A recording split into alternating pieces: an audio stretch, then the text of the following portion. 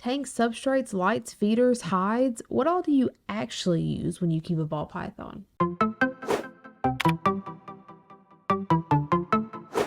Good morning, Reptilians. Welcome and welcome back to the channel. I'm Elle, and this is Elle's Reptiles. This week, we are doing a video a lot like we did a few weeks back, where I talked about everything I used for my bearded dragon. One of you guys asked for this video, and it is just everything I use for my ball pythons. We're gonna go through all of the things and just talk about what I use. Super simple, but probably gonna be kind of a long video because there's a lot of stuff here. Quick disclaimer, obviously everyone has different ways of doing things. This is just the way that I personally do things, the things that I personally use. Everyone uses different things. This is just a video about what I use.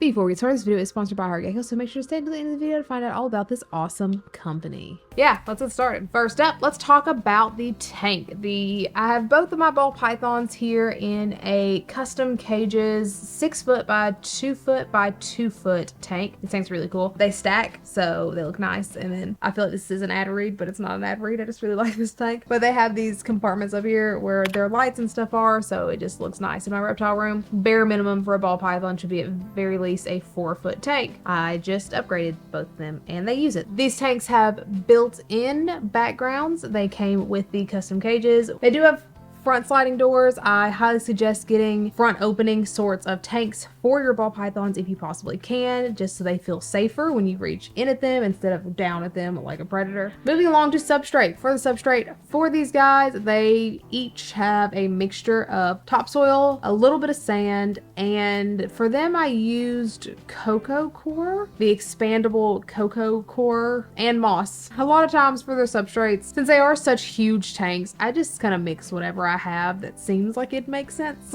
That's how I do it. It seems to be working. It holds in a nice amount of humidity and they seem to be okay with the texture of it. For the substrate, I often get asked like how often I change my animal substrates. I change theirs when it doesn't look fluffy anymore. His looks like it's about time to be changed, so I'm assuming hers probably is too. When it doesn't look all fluffy and soft anymore, it kind of starts getting compacted down. Also, if you start noticing any weird smells in your ball python's tank, you definitely would need to change the substrate. Those tanks should always smell like if you just walk through a forest. That's what it should smell like. It shouldn't smell like mildewy, or definitely not mildewy or moldy. It shouldn't smell like waste. It shouldn't smell like any of those things. If it starts to do that, definitely change it. But I always change it when it starts to kind of get compacted down, like when it's not fluffy and clean looking anymore. Next up, water bowls.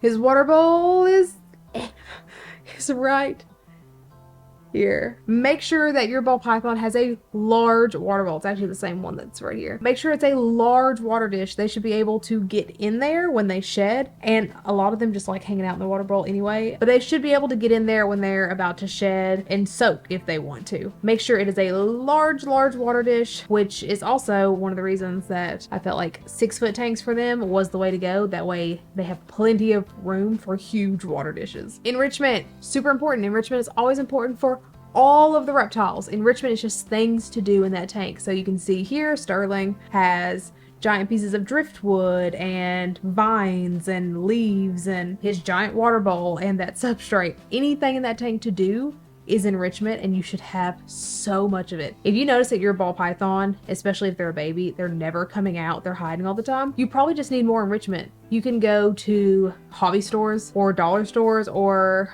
you can go to pet stores. You can order on Amazon. You can order giant things of just leaves and just throw them in there. Just put a whole bunch of fake leaves in there. Make them feel like they can hide if they need to, and they'll come out more. It's really weird. It seems counterintuitive to give them more areas to hide to make them come out more, but it works. Along that same line, kind of, having hides. I absolutely love this hide. Both of my ball pythons have one. It's Exoterra, maybe? I don't know. It's like the extra large hide. It's like a giant rock hide. That's fantastic. He has another huge hide over here that came from PetSmart. Having big hides, if they're big, I mean, they can be smaller if they're babies, but having hides for them to hide is going to make them feel better. He also really likes to hide under his water dish. That's where he's at right now. He's under the water dish. That has basically become his cool hide. Next up, lights. So for their heat sources, my ball pythons have Arcadia DP projectors and small heat bulbs because these tanks are so massive. So that way the heat spans across the whole thing. The Arcadia DP projectors are over their hot hides, so that way the entirety of the hot hide gets warm. The small heat bulbs are kind of in the middle, so that the entire hot half, which is this half, this half of their tanks are warm. And then on the other side, they do have UVB lights. UVB is one of those things that was debated for a very long time about whether or not ball pythons use them or need them. I use them for my ball pythons. I currently am using Arcadia or Reptisun coil UV, which that's iffy, but I do have a solar meter, so I do keep a check and make sure that it is giving the proper amounts of UV lighting, because coil UV lights don't generally, they're not known to be the most reliable in giving off UV light, but again, I have a solar meter, so I just check on that. Eventually, I probably will upgrade them to linear UV lighting like everyone else, but they definitely seem to enjoy having UV light. They'll come out and just lay in it. So especially Sylvanas, she'll come out and just lay on this stick under the UV light. So yeah. I used to use supplemental lighting or supplemental heat during the winter, but the Arcadia bulb things, they're not bulbs, they don't put off light, so I can use them all winter and they can stay on all the time and warm that tank throughout the night and the day and the winter and all that. Absolutely love those. They're actually using the smaller wattage of the Arcadia. That's why they also need a heat bulb, because when I got the Arcadia bulbs, they were in smaller tanks. So I just also added heat bulbs. Next up, let's talk about feeding the ball pythons, because this is something that comes up a lot. Where do I get my feeders from? I should check before I start this section. I, for a while now, have been getting all of the snakes food from perfectprey.com. Not sponsored, but I've had I really like them. Full grown ball pythons. They both eat medium rats. I also got some chickens from there not too long ago, which Sterling absolutely loved. I get all my corn snake food from them. I get my hognose and my king snake. I just order giant bulks every 6 months, and I have a freezer that I keep those things in. So that's where I get my rodents from. It is so much cheaper doing it that way and buying them in bulk like that. Buying a 6 month to a year supply of rodents all at one time for 5 different snakes is so much cheaper than buying them every time they need them. It works out so nicely. So that is what I do for food.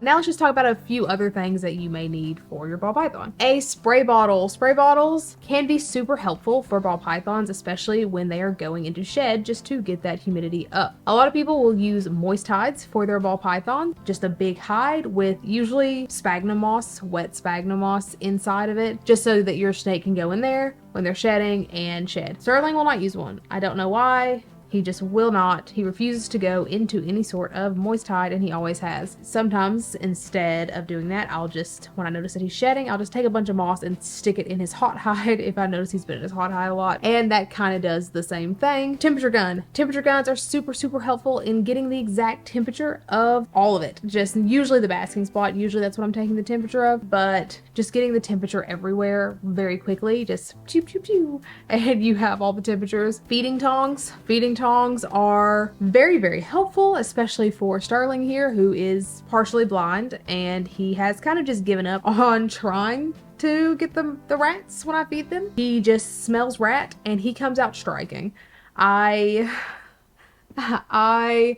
almost gotten my hand twice. The time before last, I was trying to give him his rat and I saw a snake face coming at my face. Feeding tongs are very helpful in this so that my hand doesn't accidentally get bit. And also if you just don't want to hold a dead rat by its tail. And I guess the last little thing that I use is ReptiSafe. When I get my snake's water that comes out of my sink smells like chlorine, so I use a few drops of ReptiSafe in that to dechlorinate it, just to make it safe for the reptiles. Also, ReptiSafe adds calcium to the water too, which is super cool. Just a couple drops and it is safe. I just prefer to do it that way, and the ReptiSafe lasts me for forever. So to clean the tank, I just make sure to spot clean every single time I need to. My snakes usually only ever use the bathroom when they shed, so it's not like it's something that I have to do on a daily basis, but I do spot clean. When I do do full substrate changes and I disinfect everything, I just use Dawn dish soap to clean all the ornaments. I just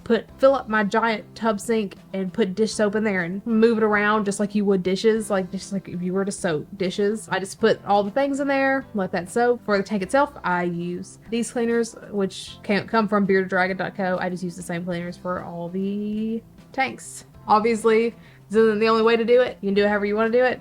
This is just what I use. Most people use, I can never remember what it's called, F10, F50, I think it's 10. The veterinary cleaner, that's what most people use. I just like this one, so I like to use this one. But that is it. That is all that I have for this week's video. Hopefully it was helpful if you are looking into getting a ball python or getting things for your ball python. Hopefully this was helpful. As I said at the beginning of this video is sponsored by iHeartGeckos. Sorry for the weird overlay because the volume did not record for this ad, but iHeartGeckos, super cool company. We've been working with them for quite a while here at Elle's Reptiles, and they just make these really cool conversion kits that allow you to turn normal glass tanks into front opening tanks, which have lots of benefits, including the ability for your animal to feel safer when you're reaching in at them instead of reaching down at them. Make sure if you're having to order one of these kits from iHeartGeckos.com, you put Elle's Reptiles in the How Did You Hear About Us box. That way they know that you guys are coming from here. Thank you so much to iHeartGeckos for continuing to sponsor these videos. As always, if you aren't already, please feel free to follow me on our socials and like, subscribe, and hit that bell for notifications every single time I put out a new video, which is every Sunday and some Wednesdays. This week's Instagram shout out is here, and this week's shout out is here. Thank you so much for liking and following and subscribing and commenting and sharing and all that jazz. You are the bee's knees. Thank you so much for watching, and I hope you have a fantastic day.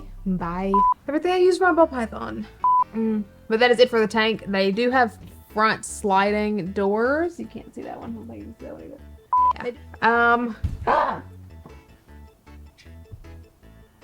Don't know how many times I'm gonna knock over that water bottle. You can see his shed in the background. Can you see his shed in the background? Maybe. Rats. They are full grown. Okay, so this needs to go at the beginning. Quick disclaimer. Obviously, everyone has different Quick